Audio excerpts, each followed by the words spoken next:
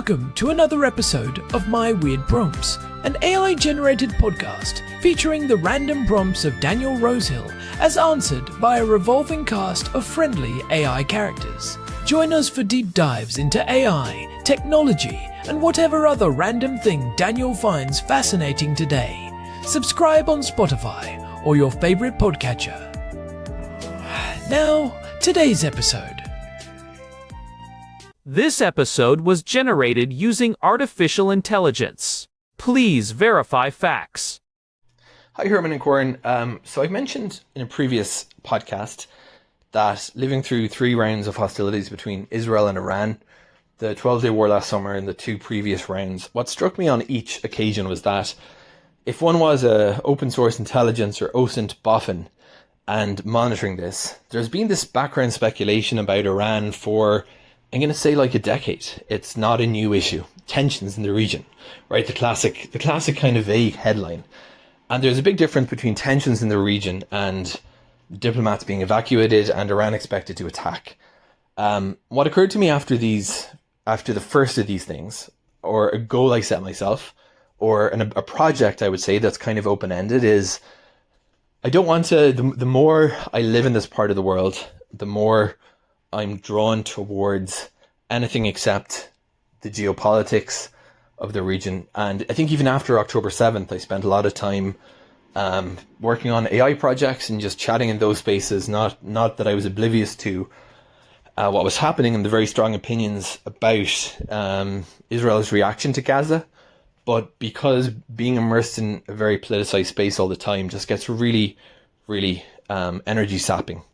And you know, even when you meet people with very different political perspectives, being able to just navigate around those sometimes is useful, because I think it shows you that you can, the world doesn't end just when people disagree about a certain issue. But part of the process alongside that was, I also don't believe that cutting off from the news in a region like this is a good idea, or safe for that matter. And I mentioned those specific signals because they informed what I was looking for, which was the news. If we talk about the kind of constant output, the 24/7 news that, a lot of news organizations produce, is mostly, I think, if you peel away the facts, a lot of commentary and a lot of speculation. Some of it's informed from people who previously were very much insiders in the systems, but sometimes they have an axe to grind or an agenda.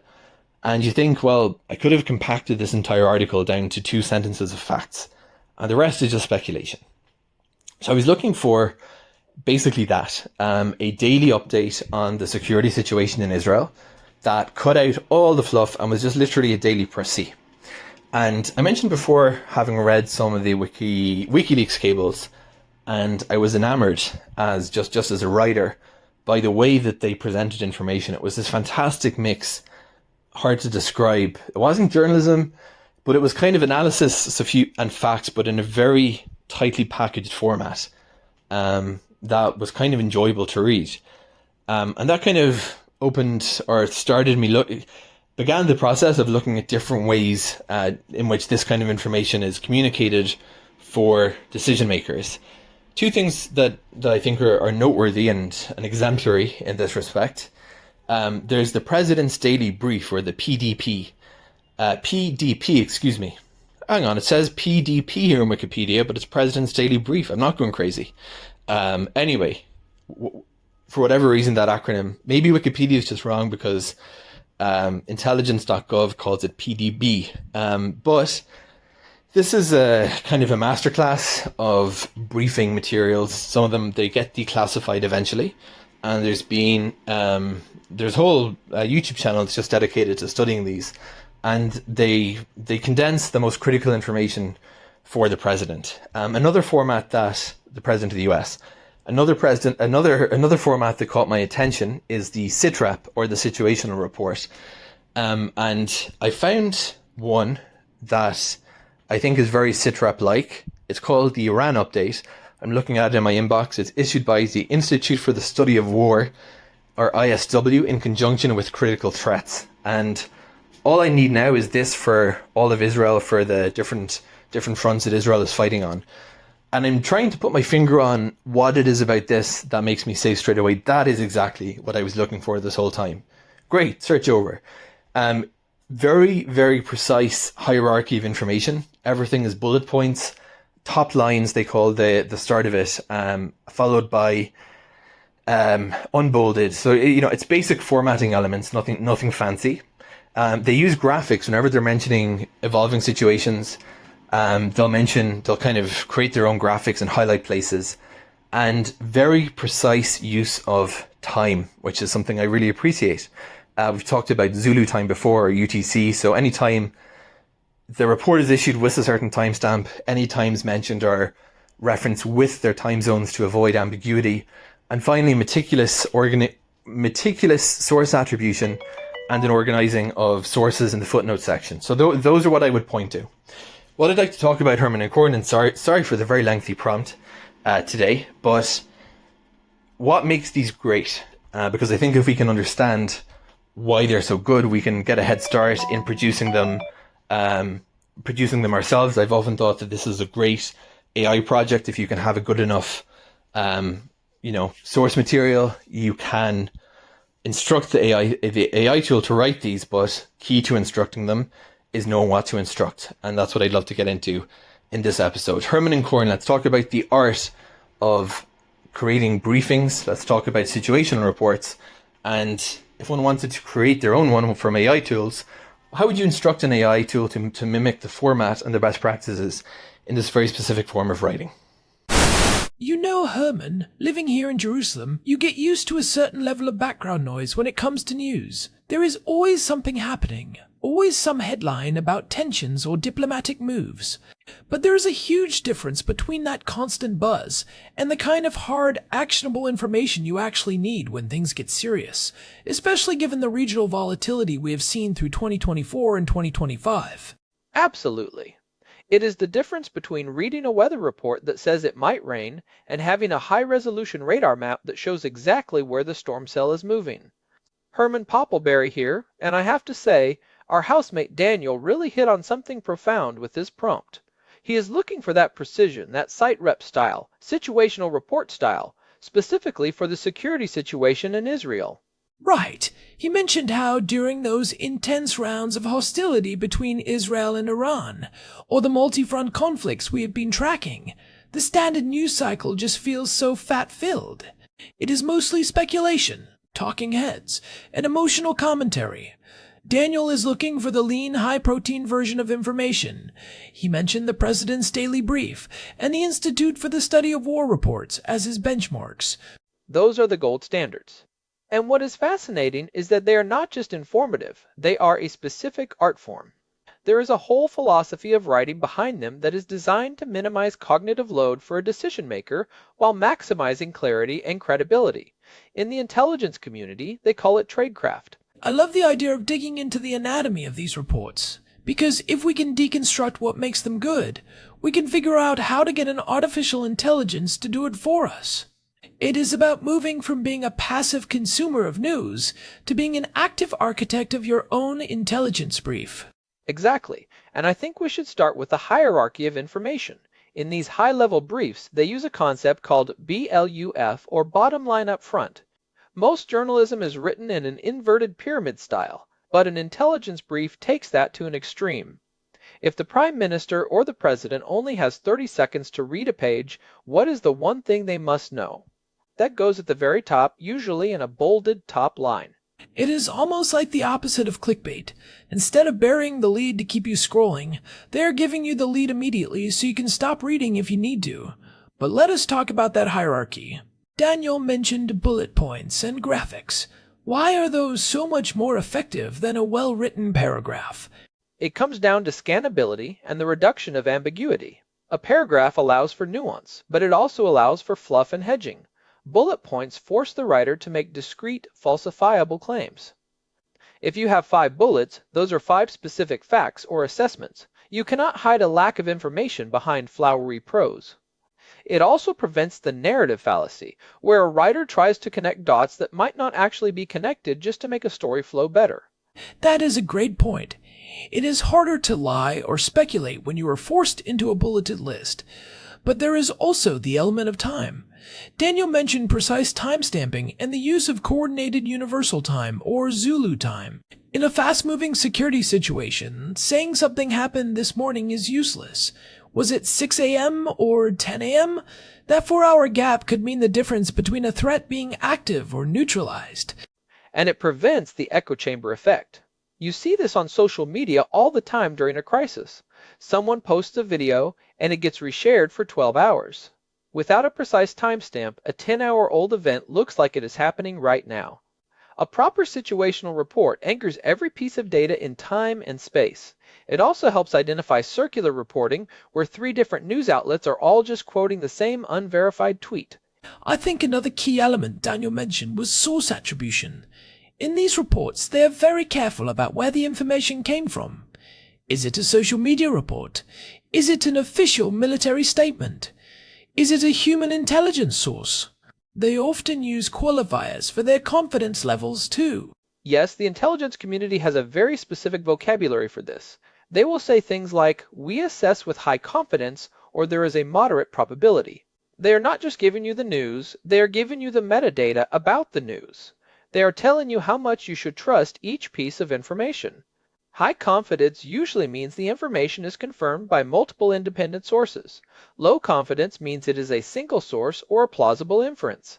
This is where I think most people get it wrong when they try to follow a developing situation. They treat all information as having equal weight, but a situational report is essentially a weighted graph of information.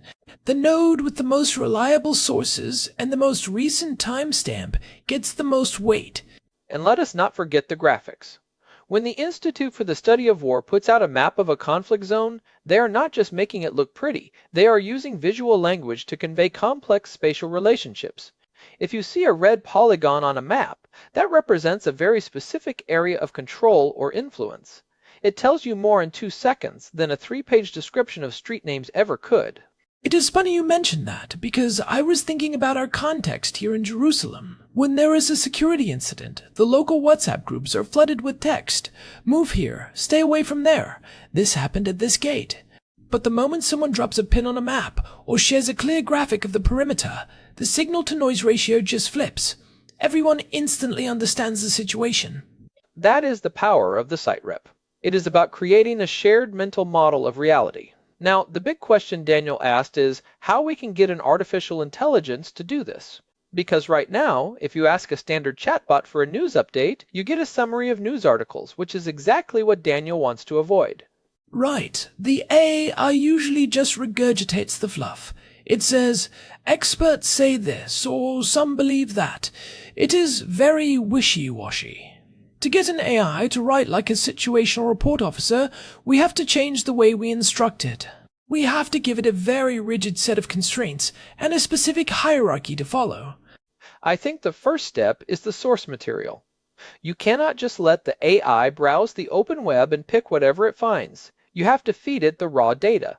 If I were building this, I would start by scraping official government feeds, reputable news wires like Reuters, and verified OSINT or open source intelligence accounts that are known for ground truth reporting.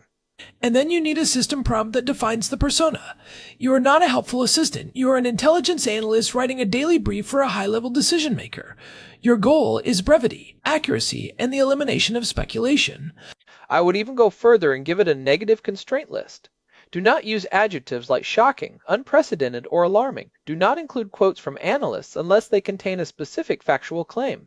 Do not speculate on motives unless there is a stated manifesto or official declaration.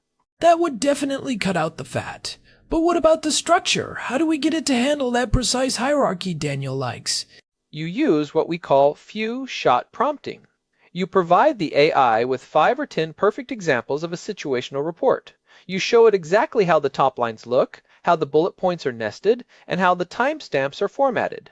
Artificial intelligence is incredibly good at pattern matching. If you give it a rigid enough template, it will stick to it. I wonder if we could even instruct it on how to handle conflicting information. In a real security situation, you often have source A saying one thing and source B saying another.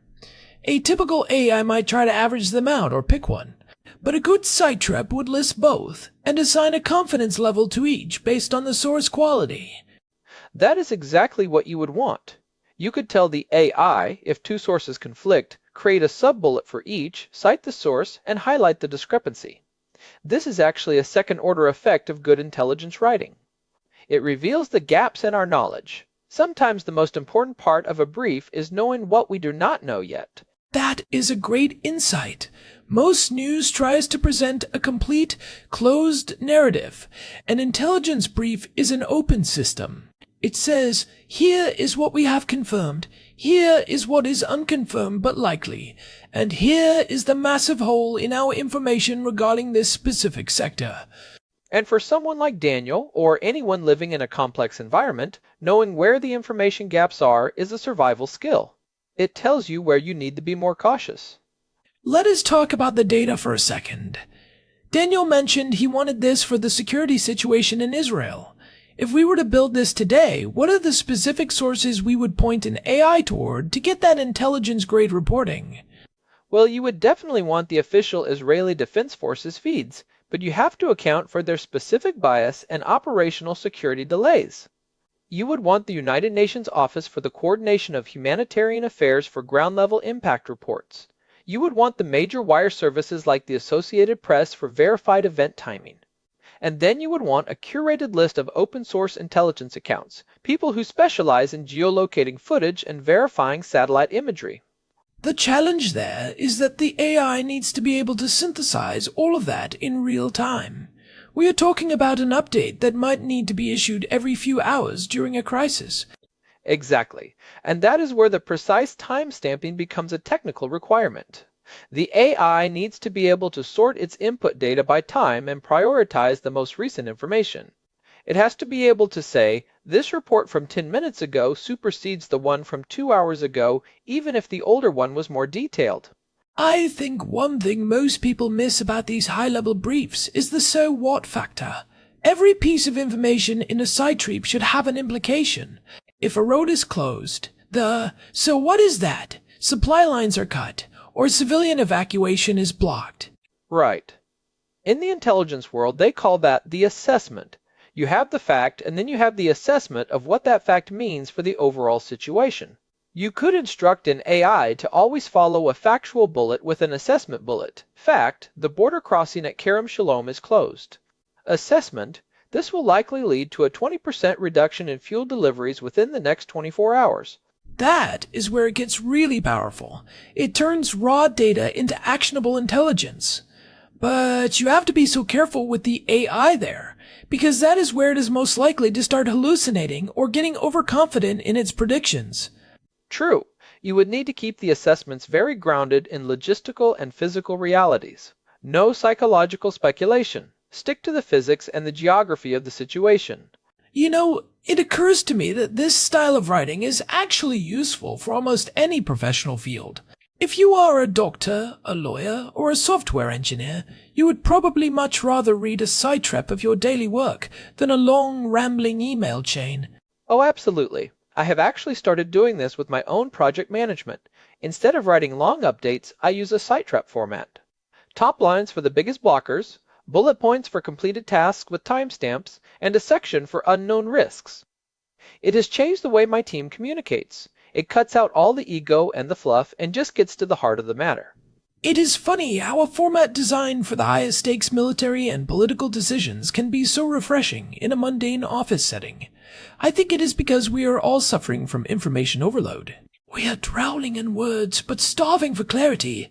And that is the core of Daniel's prompt. He is looking for clarity in a very high-stakes environment. It makes total sense that he would be drawn to the WikiLeaks cables or the ISW reports. Those writers are trained to value the reader's time above all else. I want to go back to something Daniel mentioned about the WikiLeaks cables. He said he was enamored by the way they presented information. It was not journalism, but it was a fantastic mix of analysis and facts in a tightly packaged format. What is it about that specific diplomatic style that is so compelling? It is the candor. In a diplomatic cable, the writer is speaking to their own government. They are not trying to be polite or politically correct for a general audience. They are being brutally honest about what they see on the ground. They are describing the personalities of leaders, the hidden tensions in a room, the real reasons a deal fell through. So, it is the combination of the rigid SITREP structure with the depth of high-level human observation. If we could get an AI to mimic that, while keeping it grounded in verified facts, that would be the ultimate daily brief. It really would. Imagine an AI that could not only tell you that a protest happened, but could also analyze the composition of the crowd, the specific slogans being used, and how that compares to protests from 6 months ago. That kind of longitudinal analysis is where these reports really shine. Let us do a little thought experiment. Imagine we are designing the system prompt for Daniel's Israel Security SITREP AI. What are the first 3 lines of that prompt? Okay, line 1. You are a senior intelligence analyst for the Institute for the Study of War, tasked with providing a daily situational report on the security environment in Israel and the surrounding region. Line 2. Your writing must be strictly objective, utilizing the bottom line up front format, and every factual claim must be attributed to a specific source with a confidence level. Line 3. Prohibit all speculative language, emotional modifiers, and circular reporting. If a fact cannot be verified by at least 2 independent sources, mark it as unconfirmed. That is a strong start. I would add a line about the hierarchy. Use a 3-level nested bullet system. Level 1 is the strategic theme, Level 2 is the specific tactical event, and Level 3 is the immediate assessment of that event. Perfect. And we should probably include an instruction on how to handle geography. Use specific coordinates or neighborhood names, and always relate the event to its proximity to major infrastructure or civilian centers. This is making me think about the broader implications of everyone having access to this kind of tool. If we can all generate our own high-quality intelligence briefs, does that make us better citizens, or does it just isolate us more in our own data silos? That is the big question. My hope is that it makes us more discerning. When you get used to the precision of a SITREP, you start to see through the fluff of standard news. You become a more critical consumer of information. You start asking, wait, where is the timestamp on this? What is the source for that claim? What is the so what here? It raises the bar for everyone. If the average person can distinguish between a factual report and a speculative piece of commentary, then the media has to step up its game. It can no longer get away with being vague and emotional. And in a place like Jerusalem, where the stakes are so high, that kind of media literacy is a necessity. It is not just about being informed, it is about being accurately informed. You know, I was reading about the history of the President's Daily Brief recently. It started in the 1960s, because President Kennedy felt he was getting too much raw data, and not enough synthesized intelligence after the Bay of Pigs failure. He needed a way to see the big picture without getting bogged down in the minutiae. It is a classic problem of the modern age. We have more information than any humans in history, but we are often less clear on what is actually happening. The P2B was an attempt to solve that at the highest level of government. What Daniel is asking for is a way to solve it at the personal level. It is a democratization of intelligence. We are all our own little presidents now, trying to make decisions for our families and our communities based on a chaotic stream of data. And the AI is the perfect tool for this because it does not get tired. It can monitor 1,000 feeds simultaneously and look for the specific patterns we have instructed it to find. It can do the grunt work of sorting and timestamping so we can focus on the assessment. I think there is a real opportunity here for someone to build a platform that does exactly this, not just for security, but for any complex, fast-moving situation. Imagine a SITREP for the global energy market, or for the development of quantum computing. I would subscribe to those in a heartbeat. It would save me hours of reading through fluff pieces and marketing jargon. Just give me the top lines, the bullet points, and the confidence levels. It is about respect for the reader's cognitive bandwidth.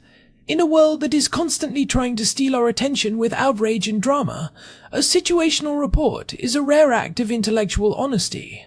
It says, here is what we know, here is why it matters, and here is where we are still in the dark. And it acknowledges that the reader is capable of making their own decisions if they are given the right data. It is not trying to tell you how to feel, it is just trying to tell you what is. I think that is a perfect place to wrap up the first part of our discussion. We have broken down the anatomy of the SITREP, the importance of hierarchy and precision, and how we might start to train an AI to mimic this style. But I want to dig deeper into the practicalities. If Daniel, or any of our listeners, wanted to start building this for themselves today, what are the actual tools and workflows they would use? That is where it gets really interesting. We are moving from the theory of intelligence writing to the engineering of intelligence systems.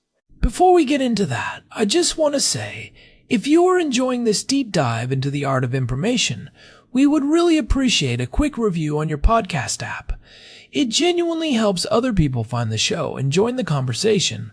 It really does. All right, let us talk about the stack. If I were building the Daniel brief today, I would start with a tool like Python to handle the data scraping. You need something that can talk to APIs and pull in raw text from various sources.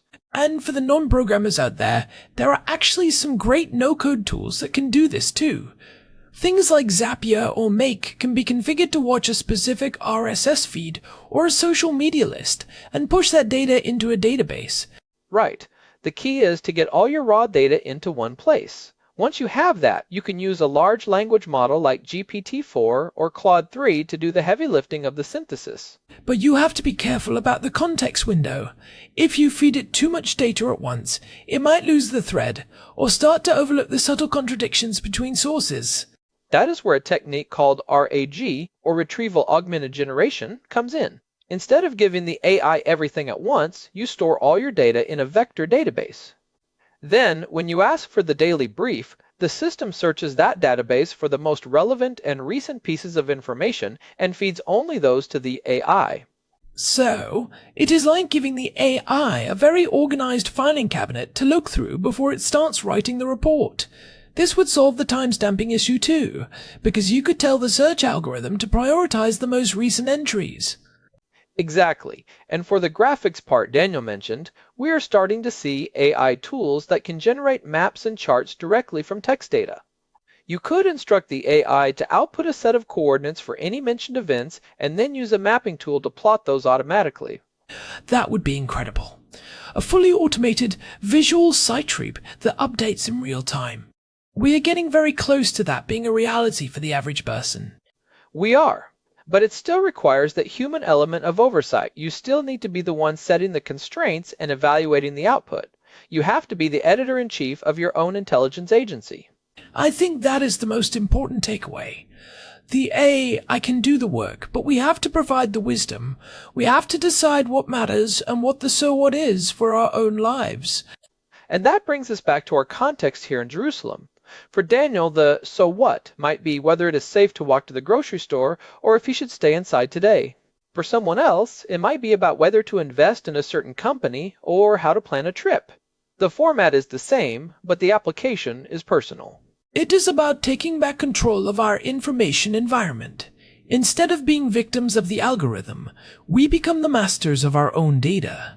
I love that. It is a very empowering way to look at technology. It is not just about making things easier, it is about making us more capable and more informed. Well, Herman, I think we have given Daniel a lot to think about. From the philosophy of the President's Daily Brief to the technical stack of an AI-driven SITREP. It has been a fascinating journey. I am definitely going to be looking at my daily news feed a little differently after this. I might even start drafting my own top lines before I have my morning coffee. Just make sure you use Zulu time, Herman. I do not want any ambiguity about when you finished your first cup. Noted. 1200 hours, Zulu, coffee levels are optimal. Assessment productivity will likely increase by 15% over the next 2 hours. High confidence in that assessment. Well, thanks everyone for joining us on this episode of My Weird Prompts. It has been a blast digging into this with you, Herman. Always a pleasure, Corn. And thanks again to Daniel for such a thought-provoking prompt. It is good to have housemates who keep us on our toes. Absolutely. You can find us on Spotify and at our website, myweirdprompts.com, where we have all our past episodes and a contact form if you want to send us your own weird prompts. We love hearing from you guys. Until next time, stay curious and keep asking the deep questions. Take care, everyone. Goodbye. Goodbye. This episode was generated using Gemini Flash 3. Text-to-speech engine was Chatterbox Turbo. Thanks for listening to another episode of My Weird Prompts, an AI-generated podcast featuring Daniel Rosehill's AI prompts, as answered by a revolving cast of friendly AI characters including me, Cornelius the Sloth. Subscribe on Spotify or visit myweirdprompts.com.